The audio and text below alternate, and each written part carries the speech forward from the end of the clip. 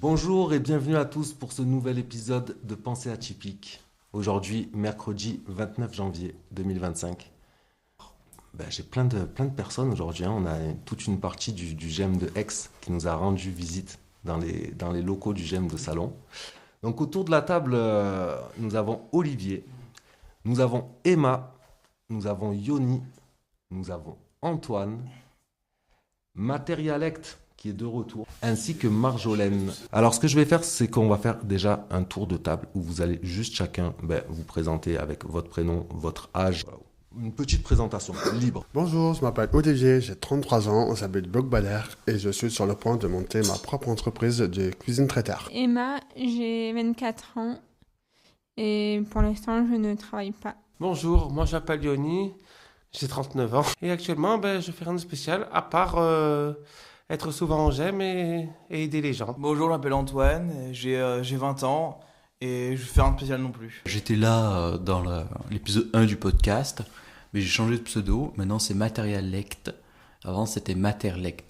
Mon âge est quelque part entre 20 et 35 ans.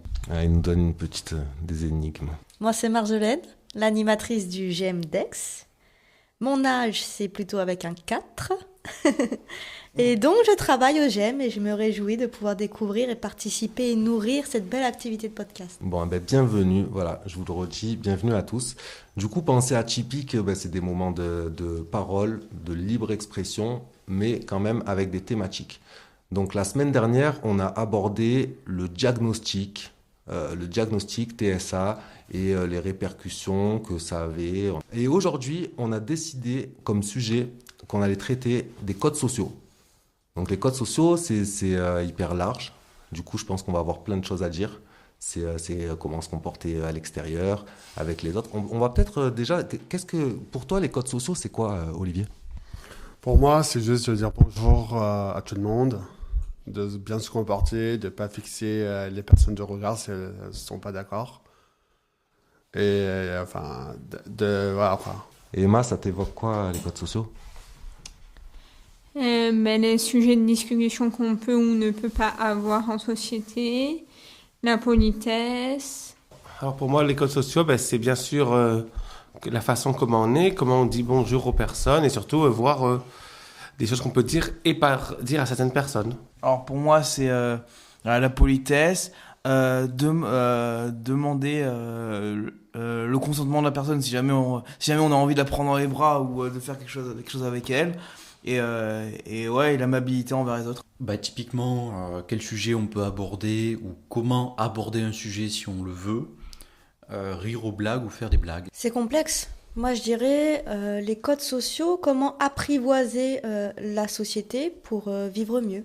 C'est hyper large comme sujet et en vous entendant parler, du coup, moi aussi, je m'interroge depuis tout à l'heure. Je crois que les codes sociaux, c'est tout ce qui... comment vivre, comment se comporter avec le monde extérieur en règle générale.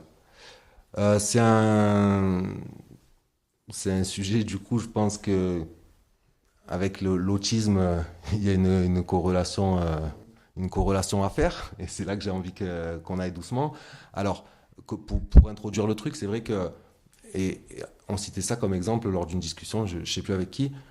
Par exemple, des fois, quand je finis ma journée de travail, moi, je m'arrête à l'épicerie, mais j'ai rien à acheter et j'achète rien.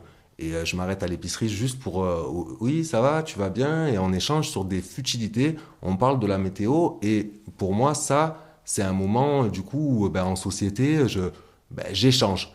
Et la personne avec qui je discutais, qui était autiste, me disait, pour moi, ça, c'est typiquement quelque chose qui est impossible, que je n'arriverai pas à faire. Matérialect, je te vois bouger la tête, est-ce que ça t'évoque quelque chose ?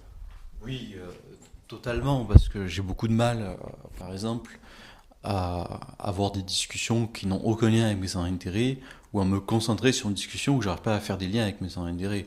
Parler de futilité comme ça, alors je sais que ça paraît bien, etc., mais c'est très dur pour moi. Est-ce que ça vous arrive, par exemple, d'aller dans des endroits où juste pour voir la personne, sans avoir quelque chose vraiment de concret à lui dire, est-ce que ça vous arrive de le faire ? Non, pas spécialement. Oui, moi, ça m'arrive quasiment tous les jours en ce moment. d'aller dans un endroit très en particulier, de parler avec les gens de cet endroit, de plein de sujets de discussion divers et variés qui ne sont pas forcément dans mes centres d'intérêt. D'accord. Et est-ce que quand tu le fais, du coup, est-ce que tu le fais en te forçant, en te disant je travaille entre guillemets mes codes sociaux, ou est-ce que c'est quelque chose que tu fais naturellement et qu'est-ce que ça t'amène? Alors, moi, je me suis adaptée à la société, je pense, donc je le fais naturellement, plus ou moins.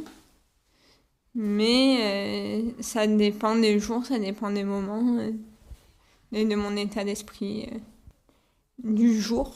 C'est peut-être le cas pour plusieurs autres autistes sur la table. Moi, par exemple, j'ai plusieurs fois discuté avec une personne et que j'ai trouvé les discussions intéressantes, etc. Du coup, je peux avoir envie de revoir la personne parce que je sais que on va peut-être avoir de très bonnes discussions pour la suite et je peux avoir hâte que ça se refait, mais pas forcément y penser, à mettre en place les éléments pour le faire. Ah, Yoni, il me semble que tu veux ajouter quelque chose. Alors moi aussi ça m'arrive d'aller des fois dans un endroit où j'ai vu plus pour voir la personne, comme par exemple comme quand je vais par exemple au cinéma, j'espère toujours revoir la même personne que je connais, vu que j'ai un cinépass, donc j'essaie toujours de revoir cette personne que je vois, que je vois, parce que le personnel des fois ça change pas beaucoup, donc c'est des fois c'est de revoir cette personne parce que tu crées du lien, même si t'es un client au cinéma, tu crées du lien sympathiquement avec les gens. Ça m'est déjà arrivé par exemple quand je vais au deuxième étage, là où il y a le bar un peu VIP du cinéma, de parler avec cette personne pour dire que ça va, comment ça fait les fêtes, tout ça. Voilà. Ok. Parce que c'est vrai que du coup, et là Marjolaine, moi j'aimerais avoir ton avis aussi sur ça. Nous, les neurotypiques, on fonde quasiment toute notre vie sociale par rapport aux codes sociaux. Donc naturellement, on parle de tout et de rien et on ment aussi, c'est ce qu'on disait la semaine dernière, quand on nous dit ça va, on a tendance à dire oui parce que c'est des codes sociaux aussi de dire oui ça va, et si tu rencontres une nouvelle personne et qu'elle te dit comment ça va et que tu lui dis non, on sait qu'on peut pas le faire, enfin qu'en tout cas ça risque pas d'emmener sur une super relation positive. Donc en fait, je suis une personne où dans ma vallée, on me disait, toi quand ça va pas, ça se voit. Donc dire que ça va quand ça va pas, effectivement, j'ai appris à le faire. Mais naturellement, c'est pas quelque chose que je vais forcément faire. Donc je sais pas si je vais être très très objective là-dessus parce que intégrer les codes sociaux de mon environnement, j'ai dû le faire aussi. Ouais, du coup, c'est hyper intéressant. Et ça rejoint la discussion de la semaine dernière, qui veut dire que dans le monde neurotypique, on a aussi tous on est aussi sur un spectre et moi je mens. Moi, c'est vrai que je mens. C'est-à-dire que, alors je mens sans m'en rendre compte. Quand on me dit ça va et que je connais pas trop la personne, je lui dis que ça va. Et surtout, si j'ai envie de m'intégrer dans un groupe, je sais que c'est ce qu'il va falloir faire, entre guillemets. Et quand je me mets à la place de quelqu'un qui n'a pas forcément ces codes-là, j'imagine ô combien ça peut être dur de sociabiliser, quoi. Je trouve que tu as raison. Alors moi, j'ai ce code-là de mentir aussi, mais j'ai appris à plus dire la vérité quand ça va et quand ça va pas, parce qu'on me l'a demandé par des thérapies, tout ça. Mais c'est vrai que quand je rencontre quelqu'un que je ne connais pas, je fais attention et je dis que ça va. Donc c'est pas forcément la vérité. Olivier, moi j'ai une question. J'ai une question, mais parce que tout à l'heure, du coup, tu parlais de projet de création d'entreprise. Ça veut dire que est-ce que là, c'est quelque chose que tu vas proposer au monde extérieur? Donc, est-ce que tu sais même pas, est-ce que tu risques d'être confronté à ces soucis des codes sociaux? Est-ce que c'est quelque chose que, du coup, tu t'es déjà posé la question? Est-ce que tu vas te forcer? Comment tu vas appréhender ça? Moi, il faut pas me forcer. Donc, si ça va, je vais dire que ça va. Si ça va pas, je vais dire que ça va pas. Seulement, quand ça va pas, ça se voit. Donc, en fait, je peux pas dire ça va si ça va pas. Donc, voilà. D'accord. Ça se voit quasiment pas quand je vais pas bien ou quand je suis triste ou mes émotions ne se voient quasiment jamais. Et le problème, c'est que, en fait, je peux mentir, effectivement, et dire que ça va. Mais c'est vraiment très désagréable de le faire. Mais à la fois c'est particulier parce que sinon j'hésite entre faire un pavé et détailler les choses. Sauf que ça, la personne souvent elle ne s'intéresse pas, en fait, vraiment. Ça peut jeter un froid dans une relation. Alors tout à l'heure, Antoine, tu disais, dans la définition des codes sociaux, par exemple, prendre quelqu'un, on demande avant de prendre quelqu'un dans les bras.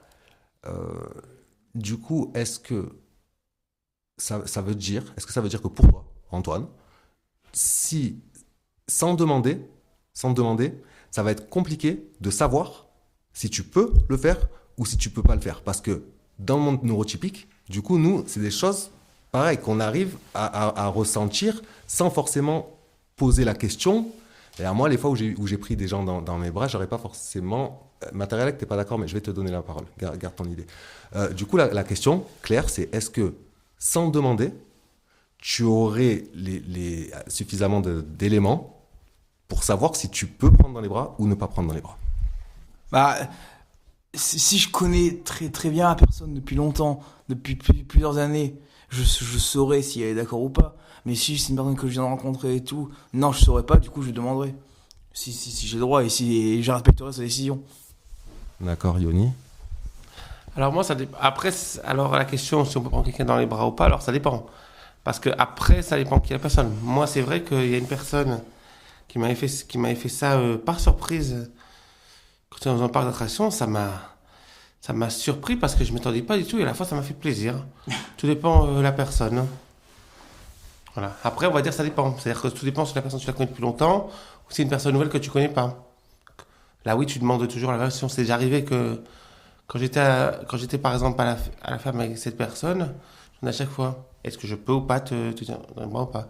Des fois c'est oui, des fois c'est non, mais au moins on arrivait à se respecter mutuellement.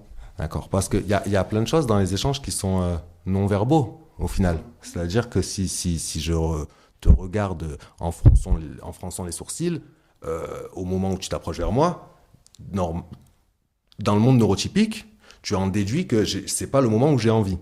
Ça s'appelle le non-verbal. Et moi, je voulais savoir comment vous sentez par rapport à ça. Est-ce que vous le ressentez? Est-ce que c'est compliqué? Alors, je reviens sur la question d'avant. Alors, même chez les neurotypiques, comment dire, des fois, ils servent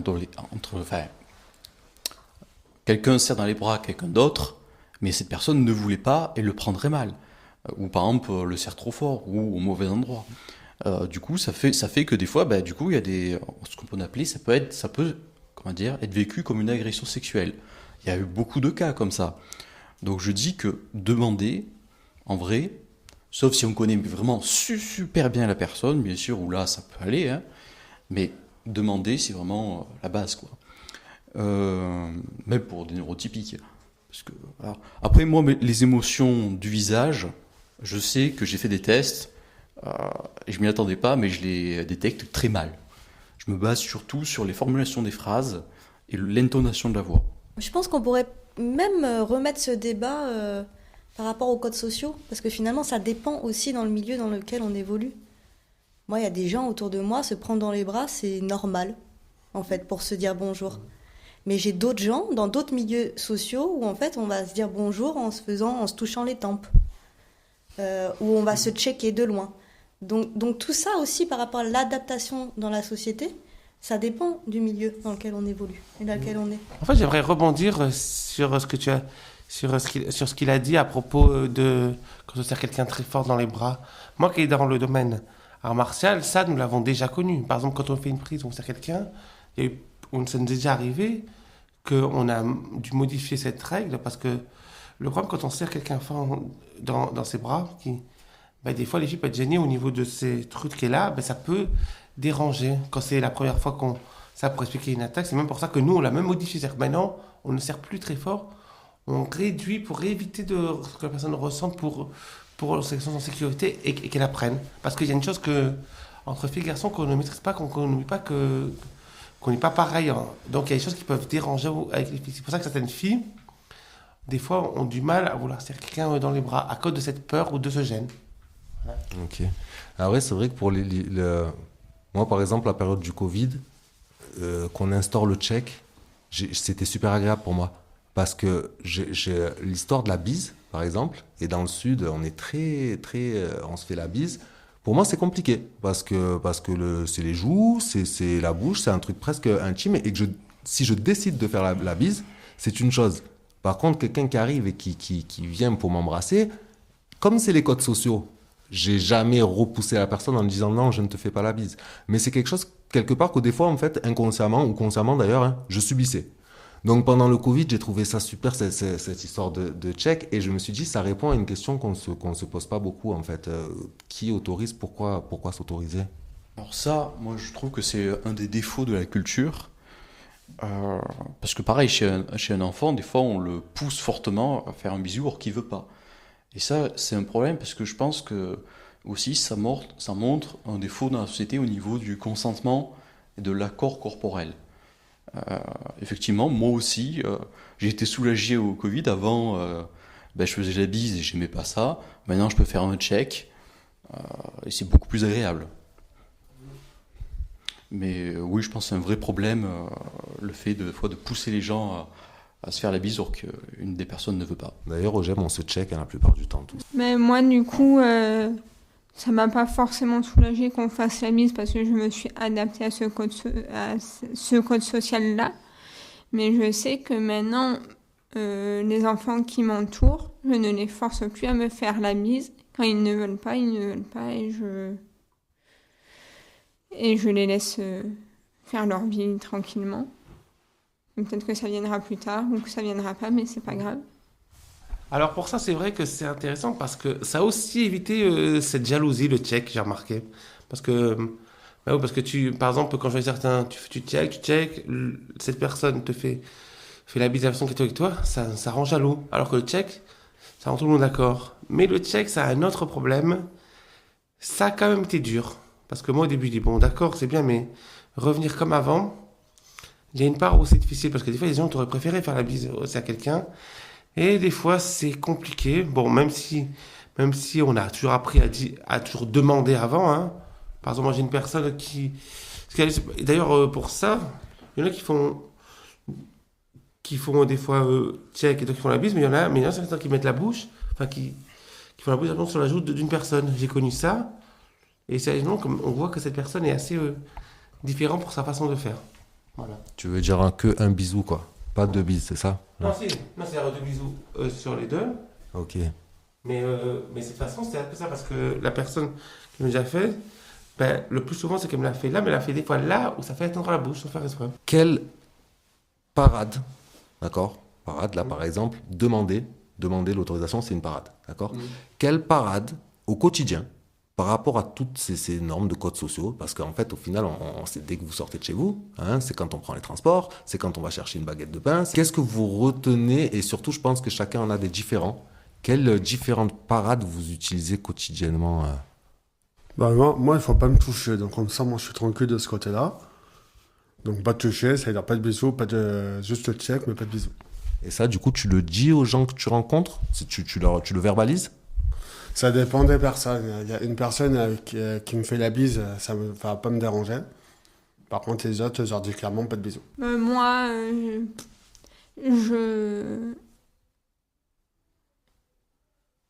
j'ai pas de parade particulière. Je m'adapte à la situation et à la personne que j'ai en face de moi. Moi, en tant que neurotypique, je pense que j'ai beaucoup subi. Tu as beaucoup subi. Ouais, Est-ce que tu peux développer?